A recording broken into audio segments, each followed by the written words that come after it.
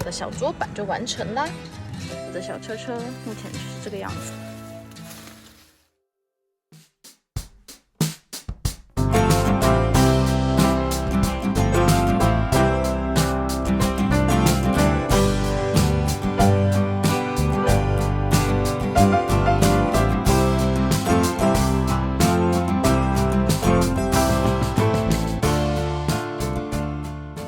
跟大家介绍一下我的配置。我的配置就是这边是床嘛，下面是行军床，很明显的。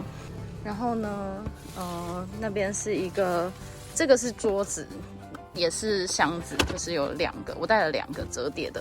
然后这一包是我的衣服，这一包是我的锅具什么的。然后这个下面是一个水桶，然后还有一个这个。然后它为什么现在被封印了？是因为我刚刚一出发的时候就发生它漏水的惨剧，所以我现在把它封印住了。要水的时候就再把它拿出来用。对，然后这个桌板呢，它可以挂在这边，但是因为我没有要煮东西，所以它就先放在那边。我的小车车目前就是这个样子。我要改变策略了，这边小黑纹是有点多，所以我把这个防蚊网装上去了。我打算待在里面。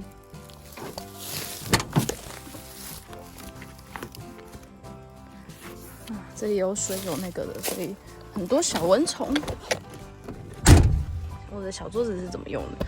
反正呢，后排的座位一个是折起来的，一个是打开的嘛。然后打开的这个座位前面挂了一个这种就是多功能置物架，可以放东西。然后它放下来其实就是一张桌子，但是呢，这个桌子你看比例尺哦，这个桌子也太小了，就是它根本没什么东西。所以呢，我会再把后面的它这一块木板拿起来，然后塞到这个里面。你看，它就变成一个大块的桌面，然后你就可以在上面写东西。我的小桌板就完成啦。车尾门蚊帐第一个要用到的就是磁铁，2颗磁铁。其实我还有更多的磁铁，我等一下再看看。还有一个纱窗，这是真的 IKEA 的最便宜的那种纱窗。把这边打开，然后把窗帘塞进去。